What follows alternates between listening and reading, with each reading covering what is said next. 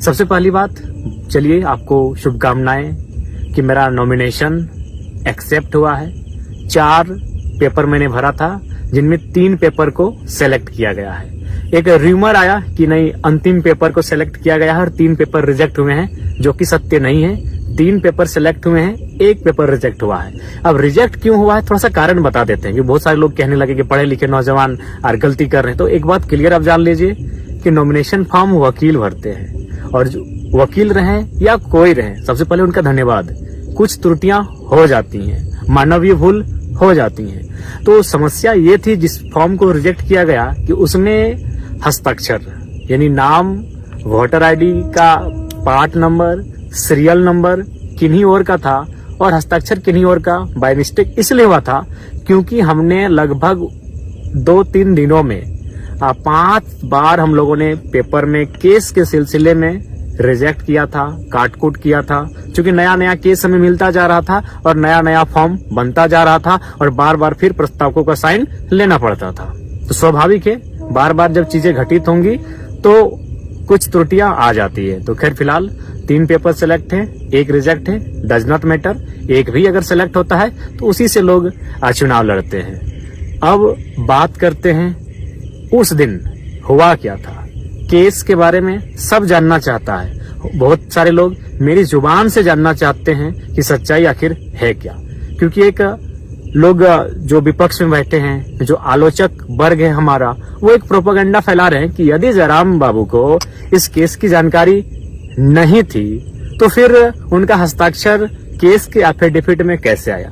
तो सबसे पहले मैं आपको क्लियरली बताना चाहूंगा कि 29 तारीख को जिस दिन मेरा नॉमिनेशन पेपर खरीदा गया, मैं कहाँ था पूरा राज्य जानता है। मैं चतरा में श्रीमान दीपक गुप्ता जी के जो हमारे दल से हैं उनका नॉमिनेशन था, यानी मैं दिन भर चतरा में था। मेरा फॉर्म धनबाद में बोकारो में हमारे साथी खरीद रहे हैं और मैं कहा चतरा में। अगला दिन मैं कहा था हजारीबाग में, यानी फॉर्म जो भर रहे थे वो मेरे साथी भर रहे थे। 1 तारीख को मेरा नॉमिनेशन होना था और 2 दिन पहले ही हम लोगों ने फॉर्म लिया था। अब वहां डिटेल्स भरा जाना स्टार्ट हुआ। केस की जहां तक बात है, सबसे पहले हम लोगों ने 10 केस इंक्लूड किया था, यानी 29 तारीख शाम को 4 बजे जब फॉर्म भरना स्टार्ट हुआ तो हमारे साथी, हमारे वकील की टीम के माध्यम से 10 केसों की जानकारी दी गई। लेकिन जैसे ही 30 तारीख को सुबह हजारीबाग मुझे जाना था संजय दा के नॉमिनेशन में, उसी दरमियान मैं गया प्रज्ञा केंद्र। वहां हमारा साथी है, उनसे मिलने गए एक अकाउंट के सिलसिले में। तो हमारे चचा बैठे हुए थे बगल के पंचायत के, उन्होंने कहा टाइगर याद है 2015 का केस, उसका क्या स्टेटस है। हम बोले चाचा ये तो केस हम भूल चुके थे। अच्छा कि आप याद दिला दिए, तो क्या स्टेटस है इस केस का आप ही बताइए। बोला नहीं, उसका नोटिस हमको आया है 107 बन के कि हमको एक दिन उपस्थिति देना है कोर्ट में। तो बोले आपसे रिक्वेस्ट है इस केस के बारे में डिटेल दीजिए। फिर उन्होंने 2015 का केस जो सड़क जाम का केस था और उस केस में कोई एक्टिविटी नहीं है, 15-10 साल पुराना केस हो चुका है लेकिन अभी तक कोई एक्टिविटी नहीं। तो फिर उस केस का डिटेल दिया गया, यानी फिर उस डिटेल को हम व्हाट्सएप के माध्यम से अपनी टीम को भेजे जो मेरा फॉर्म भर रहे थे कि ये केस को इंक्लूड कीजिए, एक नया केस फिर मिला है। यानी वो केस इंक्लूड किया गया। अब केस नंबर 11 हो चुका है। कब हुआ है? संजय दा के नॉमिनेशन में हम जा रहे हैं, यानी दिन के 11 बजे मेरा केस नंबर हो रहा है 11। नॉमिनेशन होता है संजय दा का। हम बिशुनगढ़ आते हैं। संजय दा को कोई भी चाहे तो संजय दा से फोन में बात कर सकते हैं। बिशुनगढ़ जैसे ही हम क्रॉस करते हैं, संजय दा का फोन आता है कि जयराम भाई, नगड़ी थाना की पुलिस आपको डिटेन करने के लिए आई है, आप नॉमिनेशन करेंगे और वे लोग डिटेन कर लेंगे या फिर आपको नॉमिनेशन करने से पहले डिटेन करेंगे। तो हमने कहा संजय दा, नगड़ी में मेरा कोई केस ही नहीं है। हम तो आश्चर्यचकित हो गए कि नगड़ी में मेरा कोई केस ही नहीं है। हाँ, मेरा एक केस है 23 मार्च 2023 को विधानसभा घेराव के दौरान है और वो जगन्नाथपुर थाना में है, यानी मेरा नगड़ी में कोई केस नहीं है। मैंने संजय देव कहा, उन्होंने कहा नहीं आप क्लियर कीजिए क्योंकि मेरे एक साथी वहां रहते हैं, उन्होंने परफेक्ट सूचना दिया है। यानी नॉमिनेशन मेरा था 1 मई को और रात 8 से 9 बजे 30 अप्रैल को पुलिस के एक पदाधिकारी के माध्यम से उस केस की जानकारी मिली। फिर हम लोगों ने आनन फानन में ये जानने का प्रयास किया कि उस केस में धारा क्या है। तो फिर हमने अपने साथियों के माध्यम से जाना कि उसमें कितनी धाराएं हैं, तारीख क्या है, उस केस का संख्या क्या है।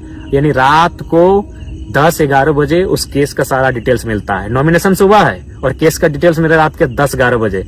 और हम लोग पहली बार, मुझे याद है 29 साल के कैरियर में, कि हम 1.5 घंटा फर्स्ट टाइम किसी रात को सोए हैं। 3 बजे सोए हैं, 4:30 बजे उठ गए हैं, यानी इतना रात भर हम लोग टेंशन में थे। यानी सुबह उठ के जो हम लोग का डॉक्यूमेंट तैयार हो चुका था, फिर उसको रिजेक्ट करते हैं, क्रॉस करते हैं। क्यों? क्योंकि फिर एक नए केस को ऐड करना था, यानी फ्रेश फिर बनता है। सुबह हम लोग नॉमिनेशन की तैयारी कर रहे हैं, सुबह हम लोग का काफिला सज रहा है, सुबह हमारी गाड़ियां सज रही हैं और हम लोग तैयारी कर रहे हैं नए पेपर भरे जाने की।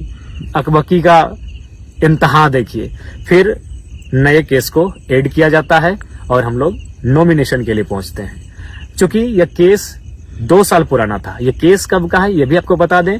यह केस है आपका 21 मार्च 2022, यानी पहली बार जब ये आंदोलन अपने पीक टाइम में था और हम लोग फर्स्ट टाइम विधानसभा घेराव का कार्य किए थे, उस समय का है। और उस समय सभी जानते हैं कि हमारी एक्टिविटी बिल्कुल नियमता हुई थी। वहां उस समय जो डीएसपी मौजूद थे, उन्होंने बहुत सारे न्यूज चैनल में, बकायदा मुझे सनी दा का नाम याद है, उन्होंने पूछा भी था कि जयराम महतो पर कोई एफआईआर होगा। उन्होंने कहा नहीं, जहां तक 144 लागू है उस सीमा के बाहर ये लोग धरने पर बैठे हैं, कोई एफआईआर नहीं होगा। तो हम लोग भी आश्वस्त हो चुके थे। और सबसे खास बात, यदि डिटेन ही करना था, यदि वारंट ही निकालना था, तो 2 साल के दरमियान मैंने नहीं करने से भी 2-2.5 हजार सभा किया है। उस दरमियान अरेस्ट करते, चतरा नॉमिनेशन के समय अरेस्ट करते, हजारीबाग नॉमिनेशन के समय अरेस्ट करते। लेकिन खैर, साजिशें बहुत गहरी हैं, साजिशों का जो जड़ है वो बहुत दूर तक फैला है। लेकिन उम्मीद है कि हम लोग भी बीज हैं, दबेंगे नहीं, पुनः उग जाएंगे। तो ये केस का डिटेल है। मैं मानता हूं केस की जानकारी मुझे बिल्कुल 30 तारीख को कंफर्म हुई है, और 30 तारीख को जैसे ही कंफर्म हुई, अगले दिन नॉमिनेशन के दिन हम लोग अपना फॉर्म को चेंज किए, उस पेज को, और नया पेज प्रिंट आउट करके निकाले, उसमें केस के डिटेल्स को भरे और फिर मैंने अपना हस्ताक्षर किया। ये रियलिटी है, ये फैक्ट है। आप संजय दा से पूछ सकते हैं कि संजय दा ने जब मुझे जानकारी दी तो मेरे चेहरे में किस प्रकार से एक आश्चर्यचकित का क्वेश्चन मार्क था कि संजय दा ऐसा कैसे होगा। नहीं, मेरा नाम ही नहीं हो सकता है, इतना हम कॉन्फिडेंट थे। तो ये केस का मैटर। अब एक सवाल ये आ रहा है, भाग गए, फरार हो गए। मैं आपसे पूछना चाहूंगा कि भागने का अर्थ, भागने की को कैसे आप परिभाषित करेंगे। मान के चलिए हम किसी नदी के बीचों बीच हैं और नदी के जो पानी है, उस पानी को जिम्मेवारी मिली है कि जयराम महतो को घेर कर रखना है। तो जाहिर सी बात है, या तो मुझे नीचे सुरंग बना के निकलना होगा या तो उड़ के निकलना होगा, क्योंकि पानी की जिम्मेवारी है। या फिर अगर मुझे साइड से निकलना है, जिस तरह निकलेंगे, तो पानी को खुद रास्ता देना होगा। बिल्कुल यही बोकारो में जहां मेरी सभा हो रही थी, बिल्कुल चारों तरफ गोलाकार पुलिस खड़ी थी, हाथ से हाथ मिलाकर पुलिस खड़ी थी। आप वीडियो देख लीजिएगा। तो फिर हम कैसे निकले? जाहिर सी बात, उन्होंने रास्ता दिया है। जी हाँ, उन्होंने ही रास्ता दिया है। मैं स्वयं उस वीडियो को वायरल करूंगा। पुलिस बैक पर आई है और स्कॉर्पियो के बोर्नेट पर बैठकर कोई फरार होता है भाई। अब सवाल है कि मैंने 1 मई नॉमिनेशन में जाने से पूर्व रात को 2-2:30 बजे शमशान घाट में बैठकर मैंने वीडियो 3 बनाया था। एक वीडियो में यह संदेश दिया था कि मुझे पूर्ण आशा है कि मेरा अरेस्टिंग हो जाएगा, अरेस्टिंग होने के बाद फलाना कार्यकारिणी केंद्र अध्यक्ष होंगे। मैंने ये भी उस वीडियो में घोषणा किया था, क्योंकि मुझे भी पूर्ण आशा था कि हम लोग मुझे डिटेन कर लिया जाएगा। इसीलिए आनंद फानन में 3 सेटों को भरा गया, क्योंकि पूर्ण आशा थी कि डिटेन करेंगे ही करेंगे। लेकिन वहां तक, डीसी चैम्बर से बाहर निकलने तक मैं बहुत उत्सुक था कि मुझे अरेस्ट करें। उसके बाद सभा तक, संबोधन के बाद तक मेरी इच्छा थी, मेरी दिल्ली इच्छा थी कि प्रशासन मुझे अरेस्ट करे। लेकिन परिस्थितियां वहां बिल्कुल विपरीत थी। परिस्थितियां क्या थी? बहुत सारे लोग पेट्रोल लेकर थे कि आत्मदाह कर लेंगे। बहुत सारे लोग हिंसक और उग्र स्वभाव रूप धारण कर चुके थे। वीडियो फुटेज आप देखे होंगे। यानी मैंने इसलिए वहां से निकलना उचित समझा। मैं निकला हूं, फरार नहीं। मैं बार बार कहूंगा, क्योंकि आप मेरा स्टेटमेंट अंतिम क्या था याद होगा कि एसपी साहब माफ कीजिएगा, भीड़ की भावनाओं का सम्मान कीजिए, डिटेन किसी और दिन कीजिए। ये मेरा अंतिम शब्द था कि एसपी साहब माफ कीजिएगा, भीड़ की भावनाओं का सम्मान कीजिए, डिटेन किसी और दिन कीजिए। और हम वहां से निकल गए। क्या आज हम घर निकलते हैं? बाद में इस विषय पर बात करेंगे। क्यों? 1.5 लाख की भीड़, और पुलिस कितनी थी? 1,500। क्या पुलिस में सामर्थ्य था कि हमें वो डिटेन कर लेते बिना किसी हो हंगामे के, बिना किसी उपद्रव के, बिना किसी मुठभेड़ के? पॉसिबल नहीं था। 1.5 लाख की भीड़, 1,500 पुलिस, अनहोनी अप्रिय घटना घट जाती। संभवतः अगर हमें डिटेन किया जाता, अभी कौन पब्लिक, भाड़े की पब्लिक नहीं थी, प्रेम से आई हुई, समर्पित भाव से आई हुई, इस नौजवान को चाहने वाली पब्लिक, 45 डिग्री के तापमान में अपने खर्चे से आने वाली पब्लिक अपने चहते बेटे को अपने सामने अरेस्ट होते हुए बिल्कुल भी नहीं देख पाती। पता नहीं बोकारो का विधि व्यवस्था उस दिन क्या होता, पता नहीं बोकारो की परिस्थिति उस दिन क्या होती। कहीं कुछ अप्रिय हिंसक घटना ना घट जाए, इसलिए मैंने बिल्कुल स्कॉर्पियो के बोर्नेट से कहा कि एसपी साहब माफ कीजिएगा, भीड़ की भावनाओं का सम्मान कीजिए, डिटेन किसी और दिन कीजिए। आप चाहे तो उस सभा में मौजूद तमाम मीडिया रिपोर्टर से पूछे, तमाम पुलिस के पदाधिकारियों से पूछे या जनमानस से पूछे। मेरा यही अंतिम स्टेटमेंट था, क्योंकि आसान नहीं था भीड़ को नियंत्रण कर पाना, आसान नहीं था मुझे वहां से डिटेन करके ले जाना। क्योंकि आप भी जानते हैं, आप हमें पसंद करें या ना करें, मैं ये अपने आलोचकों के लिए और विपक्ष के लिए कहना चाहूंगा, लेकिन ये आपको मानना होगा, आज लोगों के आशीर्वाद ने मुझे झारखंड का जन नेता बनाया है।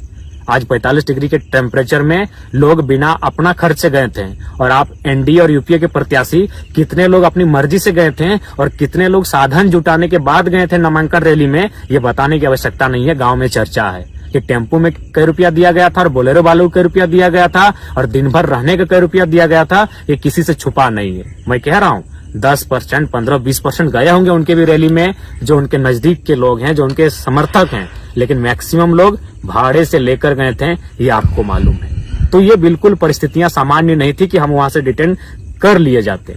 मैंने यहां तक वीडियो आप किसी चैनल में देखिएगा कि डीएसपी साहब से हम कान में बात कर रहे हैं। ये कौन सा तरीका है कि भागने वाला आदमी डीएसपी से ऐसे कान में बात कर रहा हो?